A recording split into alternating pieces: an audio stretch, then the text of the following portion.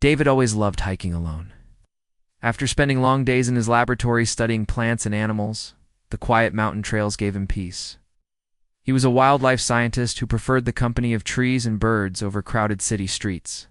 This evening was no different as he walked his favorite path, watching the sun slowly disappear behind the tall peaks. The air was getting cooler, and David knew he should head back to his truck soon. But something caught his eye near a group of rocks that looked strange. They were shiny and seemed to glow with a soft blue light. He had walked this trail hundreds of times, but these rocks were definitely not there before. As he got closer, David saw what looked like a person lying on the ground next to the glowing stones. His heart started beating faster. Was someone hurt? He rushed over and found a young woman who appeared to be unconscious. She was lying very still, and David could see she was in serious trouble. The woman looked like she hadn't eaten in weeks. Her face was thin, and her skin was pale. But even in her weak condition, there was something unusually beautiful about. Her hair was long and had colors David had never seen before. It looked purple in some light and silver in others. Her skin seemed to have a very faint glow, almost like moonlight. David knelt down beside her and gently checked if she was breathing. She was, but barely. Her breathing was shallow and weak.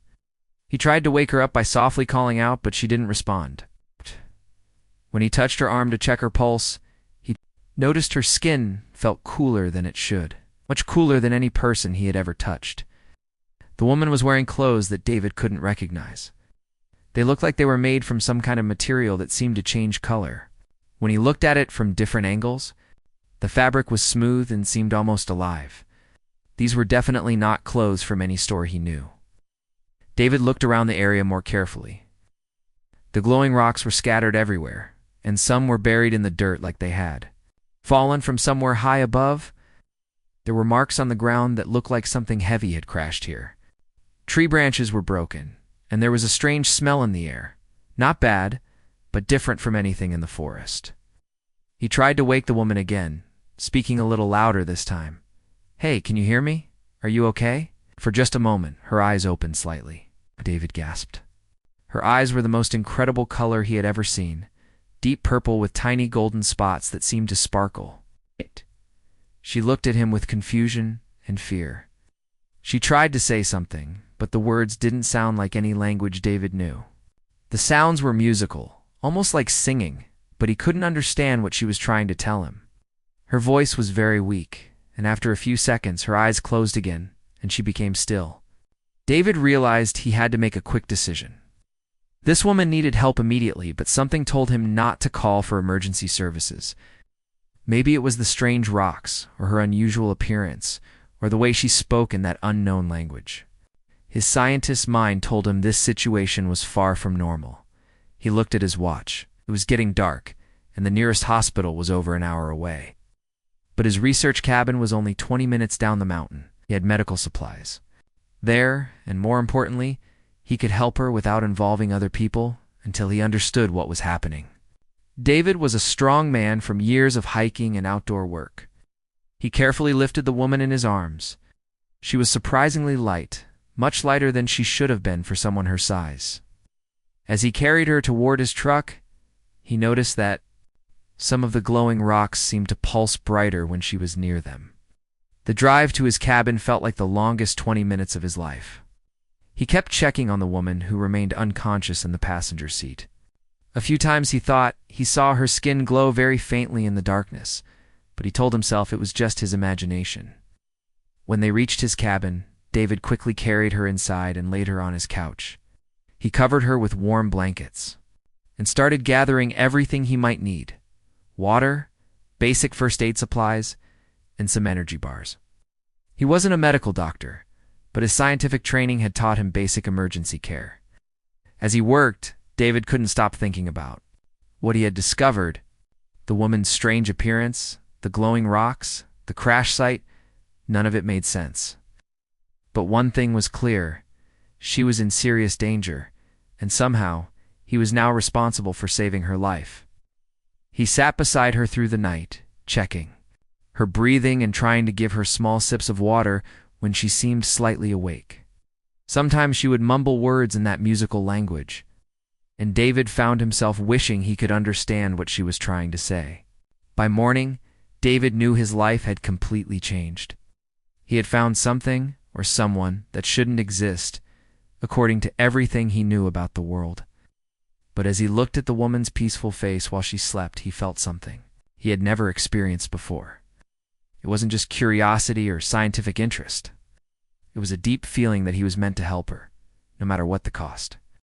3 days passed slowly at David's cabin. The mysterious woman drifted in and out of sleep, sometimes mumbling in her strange musical language. David stayed by her side, giving her water and trying to help her eat small amounts of soup. But something worried him deeply. No matter how much food he gave her, she seemed to get weaker instead of stronger. On the 3rd morning, David woke up to find her sitting up on the couch, looking around his cabin with curious eyes. When she saw him, she didn't seem afraid anymore. Instead, she smiled softly and said something in her language that sounded like a thank you. "You're awake," David said gently, sitting down in the chair across from her. "How are you feeling?" The woman tilted her head, studying his face. Then, to his complete surprise, she spoke in English. Her voice was still weak, but her words were clear. "You ... helped me." "Why?" Oh. David was shocked. "You speak English? But before, you were speaking something else entirely." "I learn fast," she said simply. "Your language is in the air around me. I can understand it now." She looked down at her hands, which still had that faint glow. "My name is Lyra. I need to tell you something important." David leaned forward, his heart racing. "What is it?" Lyra took a deep breath and looked directly into his eyes. "I am not from your world, David. I come from a place very far away, beyond the stars you see at night." For a moment, David just stared at her. Part of him wanted to laugh, but the serious look on her face stopped him. "Beyond the stars? You mean ... You're from space?" "Yes," Lyra said quietly. My home planet is called Etheria. "It was beautiful once, with crystal cities and purple skies. But our world is dying. The energy that keeps our planet alive is running out. Many of my people have already died." David's scientific mind raced. "Those glowing rocks where I found you ... part of my ship," Lyra explained. "I was sent to explore new worlds, to find a place where my people might survive. But something went wrong during my journey. My ship was damaged, and I crashed on your mountain weeks ago." "Weeks ago?" David asked. "But I walk that trail all the time. I never saw any crash site before." Lyra nodded. "My ship, it broke apart when it crashed. The pieces scattered everywhere, some buried deep in the ground, others thrown far away. I was thrown clear, but I was hurt and alone." David stood up and started pacing around the room. This was impossible, yet here she was, speaking to him, real and alive. "Okay, let's say I believe you. Why are you getting weaker? You're eating and drinking, but you look more tired every day." Lyra's expression grew sad. "My people are different from yours. We need special minerals to survive, crystals that give us energy. On Etheria, these crystals are everywhere. But on your world, I cannot find them. Without them, I will slowly die, no matter how much of your food I eat." "What kind of minerals?" David asked, his scientist brain kicking in. "I studied geology." "2. Maybe I can help." Lyra closed her eyes and concentrated. "I don't know your words for them, but they sing with energy. They make light when touched. They feel warm and cold at the same time." David thought about this. "Wait here," he said, and went to his storage room. Came back with a box full of rock samples he had collected over the years. "Look at these. Tell me if any of them feel familiar." Lyra looked through the rocks carefully. Most of them she touched briefly and set aside. But when she picked up a small piece of quartz crystal, her whole body seemed to relax. The crystal began to glow brighter in her hands. "This one," she whispered. "It has some of what I need, but not enough. Not the right kind." David watched in amazement as the crystal in her hands pulsed with light. "Incredible. You're actually absorbing energy from it." "A little bit," Lyra said. "But it's like drinking a tiny drop of water when you're dying of thirst. I need more." and I need the right type.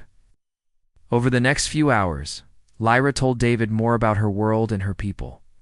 She described cities that floated in the air, powered by crystal energy. She talked about her family, who she might never see again. She explained how her people lived in harmony with nature, never taking more than they needed. "We are peaceful," she said. "We never fight wars or hurt others.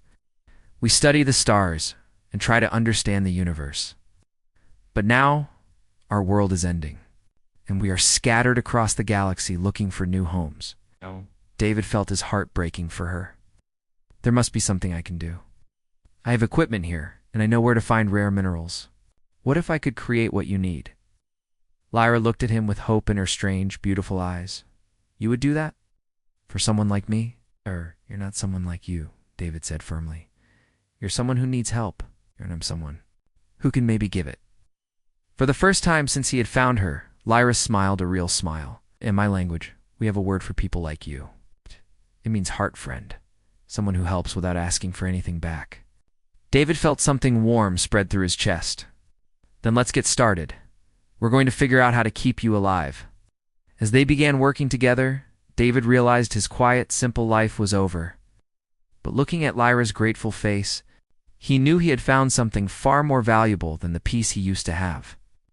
He had found a purpose that was bigger than himself. The weeks that followed changed everything for David. Every morning, he would wake up and check on Lyra first thing. She was getting a little stronger each day, but he could see she was still struggling. The small pieces of crystal he had weren't enough to keep her healthy for long. David turned his entire cabin into a laboratory. He ordered rare minerals from suppliers around the world, telling them he was working on a special research project, which was true, even if he couldn't explain the real reason. His dining table became covered with rocks, crystals, and scientific equipment. Lyra watched him work with growing amazement. "You're spending so much money on me," she said one afternoon, looking at the boxes of expensive minerals that had arrived. "This must cost you everything you have." "Don't worry about that," David replied, not looking up from his microscope. "I have some savings, and this is more important than anything else I could spend money on." But Lyra did worry. She could see the bills piling up on his desk. She knew he was selling his furniture, his expensive camera equipment, and even his father's old watch to pay for the minerals she needed. It made her feel terrible and grateful at the same time. "Tell me about your research," she said, trying to distract herself from the guilt. "What do you study when you're not helping strange visitors from space?" David smiled and put down his tools. "I study how different plants and animals survive in difficult places, like how some flowers can grow in the desert, or how certain fish can live in the deepest parts of the ocean." "That's beautiful work," Lyra said softly. "On Etheria, we believe all living things are connected. When one suffers, we all suffer. When one thrives, we all become stronger." This made David pause. "That's exactly what I've always believed, but I never had words for it like that." As the days passed, they spent hours talking about their different worlds. Lyra told David about the floating cities of her home planet, powered by crystal energy that never ran out.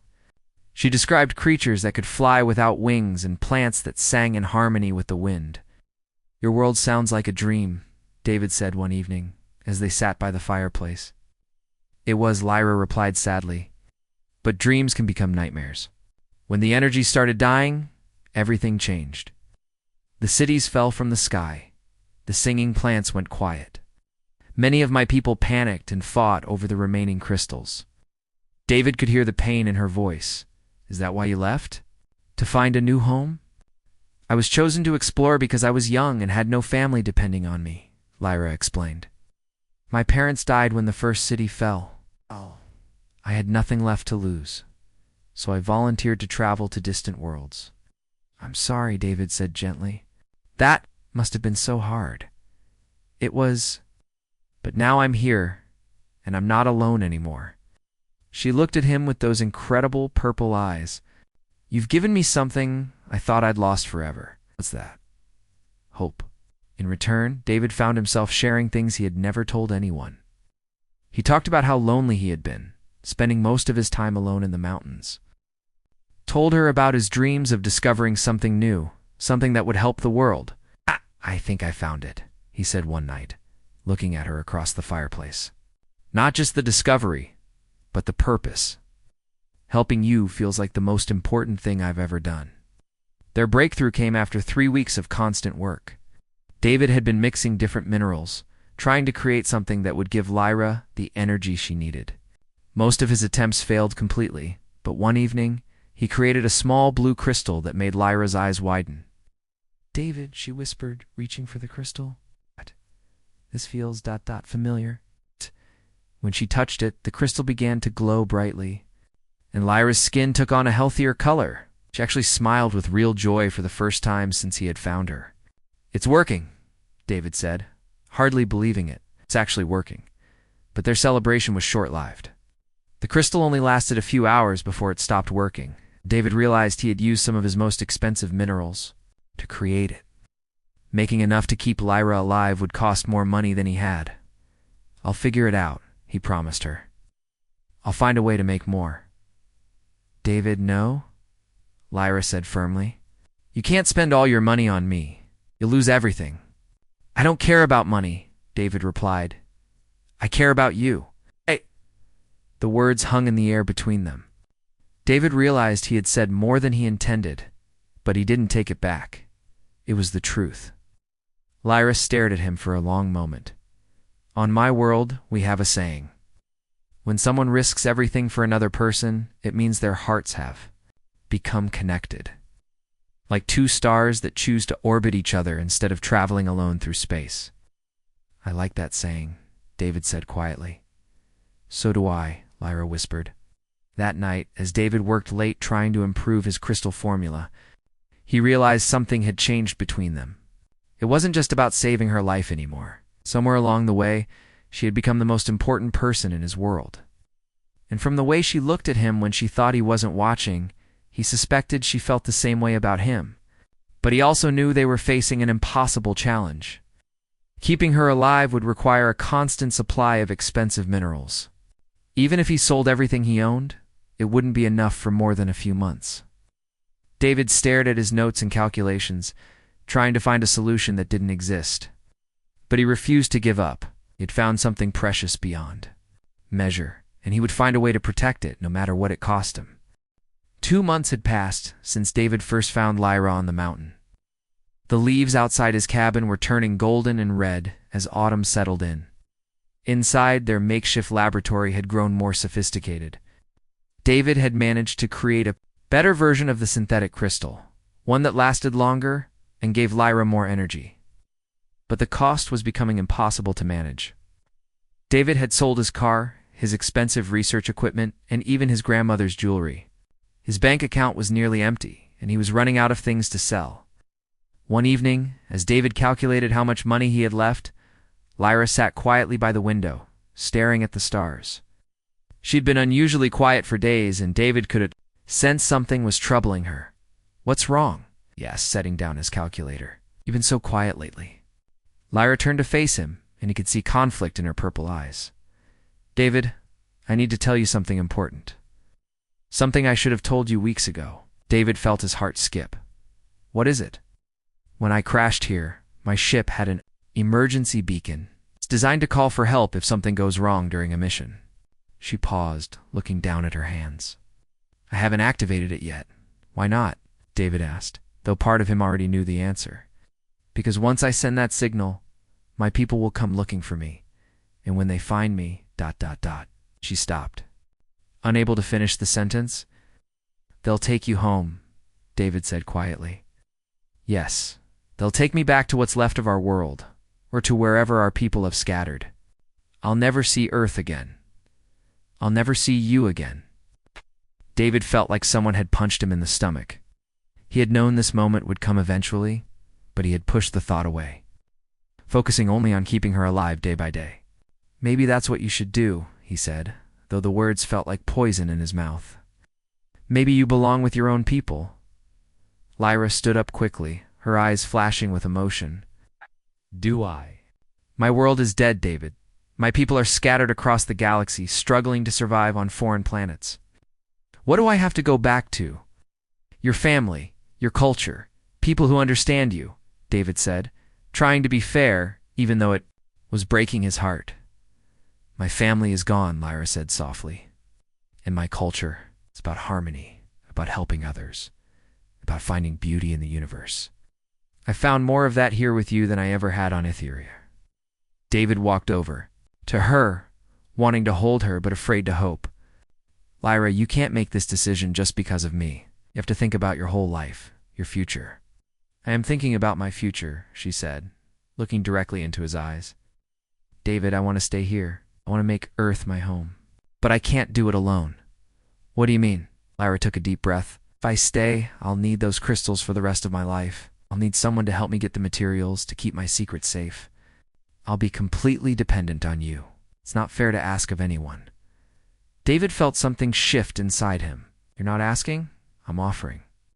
David, you don't understand what you're saying. This isn't just about money. If other people found out about me, what would happen? Would your government want to study me? Would scientists want to experiment on me? Would people be afraid of me? These were questions David had wondered about but never wanted to face. I don't know, he admitted. But I know I can't let you go. I can't let you give up your whole life for me, Lyra said, tears starting to form in her eyes. You're already spending everything you have. What happens when the money runs out? What happens when you can't afford the minerals anymore? Then I'll find another way, David said firmly. I'll get a better job. I'll borrow money. I'll figure something out. And if you can't? The question hung in the air between them. David knew she was right to ask it. He was already struggling to afford what she needed. What would happen in a year, or 5 years, or 10? Lyra, he said finally. I know this is scary. I know it's risky. But I also know that losing you would be the biggest mistake of my life, even if it means living in hiding. Even if it means always worrying about money. Even if it means never being able to have a normal life. David thought about his old life, quiet, predictable, lonely. Then he looked at Lyra, who had brought wonder and purpose and love into his world. My life wasn't normal before I met you, he said. It was empty. You've given me something I never had before. What's that? A reason to care about tomorrow. Lyra wiped away her tears. There's something else. The beacon isn't just for calling for help. It's also my last connection to my people. If I destroy it, I can never contact them again. I'll truly be alone in the universe. You won't be alone, David said, taking her hands. You'll have me, but what if you change your mind? What if you meet someone else, someone human? What if you decide this is too hard? David had never been more certain of anything in his life. Lyra, look at me. I would rather spend 1 year keeping you alive than 50 years living without you. Lyra stared at him for a long moment. Then she walked over to a small device she had salvaged from her ship's wreckage. It was about the size of a phone, but it pulsed with a soft blue light. This is the beacon, she said, holding it up. If I break this, there's no going back. I'll be choosing to stay on Earth forever. David's heart was racing. Want to do? Lyra looked at the beacon, then at David, then back at the beacon. I want to ask you something first. Are you absolutely sure about this? Because once I make this choice, I'll need you for the rest of my life. Not just for the crystals, but for everything. For friendship, for companionship, for love. Yes. David said without hesitation, I'm sure. Lyra smiled through her tears. Then I choose you. I choose us. I choose Earth. And with that, she raised the beacon above her head and threw it against the stone fireplace. It shattered into a dozen pieces, its blue light flickering once before going dark forever. David felt his knees go weak with relief and joy and terror all at once. Are you sure? Are you really sure? Lyra walked over to him and took his face. In her hands, I've never been more sure of anything in my entire life. Earth is my home now. You are my home now. As they held each other in the quiet cabin, David realized that his simple life was truly over.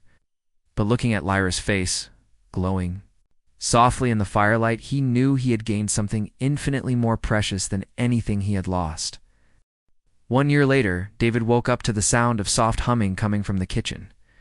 He smiled, knowing it was Lyra preparing breakfast, while singing an old song from her home world.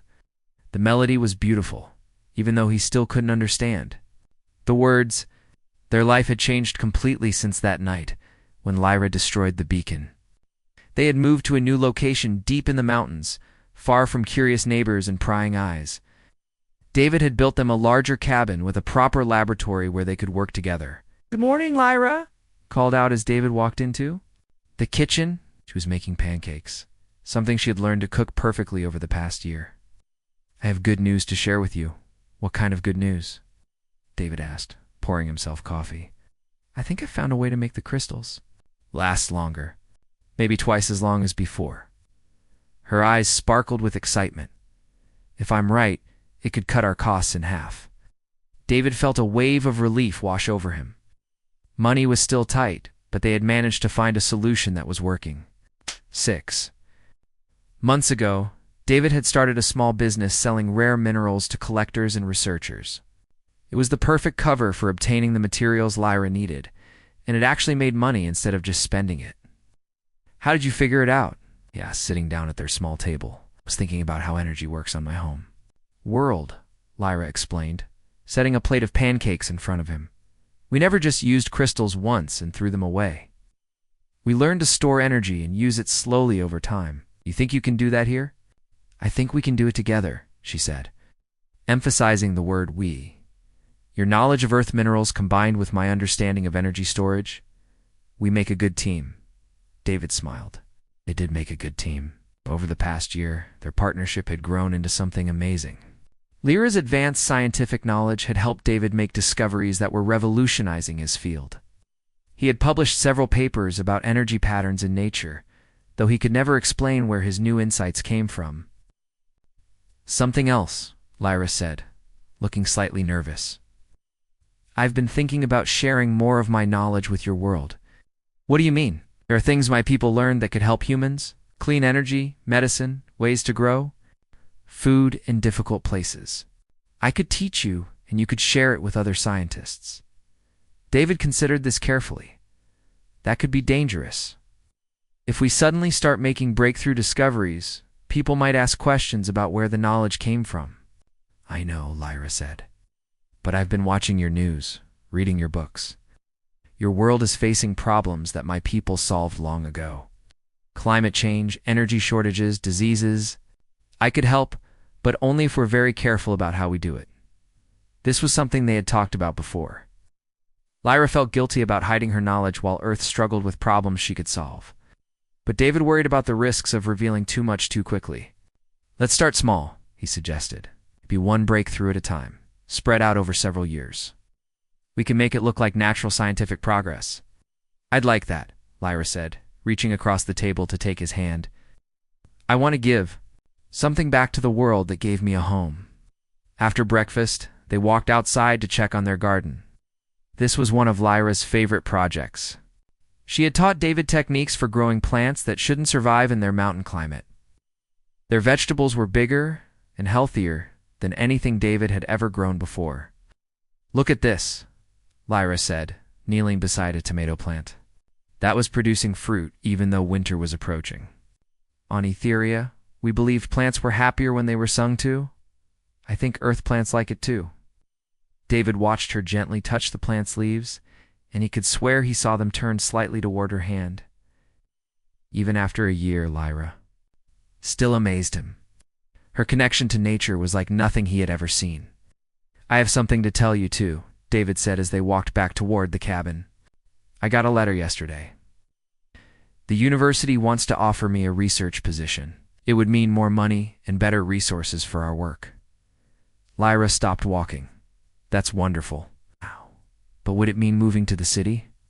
"No, they're offering to let me work remotely. They're so impressed with my recent discoveries that they want to fund my research wherever I choose to do it." "Because of the discoveries we made together?" Lyra corrected him. "Yes, because of what we discovered together." That evening, as they sat by their fireplace working on crystal formulas, David reflected on how much his life had changed. A year ago, he had been a lonely scientist with a quiet, predictable life. Now, he was part of something extraordinary. "Do you ever miss it?" he asked Lyra suddenly. "Your old life? Your homeworld?" Lyra set down her tools and looked at him thoughtfully. "I miss some things. I miss the purple skies and the way the cities looked like they were made of light. I miss the sound of the crystal winds, but I don't miss being alone. Don't. Miss wondering if there was anyone in the universe who would understand me. She moved closer to him on the couch. David on Etheria, I was just another person. Here with you, I feel like I'm exactly where I belong, even though you have to hide what you are. I'm not hiding what I am, Lyra said softly. I'm sharing it with the one person who matters most to me. That's enough. As if to prove her point, Lyra let her natural glow shine brighter than usual. Her skin took on its beautiful luminescent quality, and her hair shifted through its natural colors of purple and silver. David never got tired of seeing her like this, in her true form. I love you, he said, words that had become as natural as breathing over the past year. I love you too, she replied. Thank you for giving me a home. Later that night, as David fell asleep beside Lyra, he thought about the future. They had challenges ahead, keeping her secret, managing the costs of her survival, slowly introducing her knowledge to help humanity. But they also had something precious that many people never find. They had found each other across the vastness of space. They had chosen to build a life together despite impossible odds.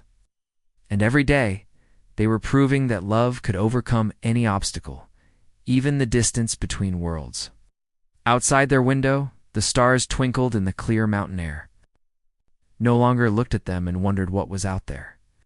He had found everything he needed right here on Earth, in the form of a beautiful alien woman who had chosen to make him her home, just as he had chosen to make her his whole world.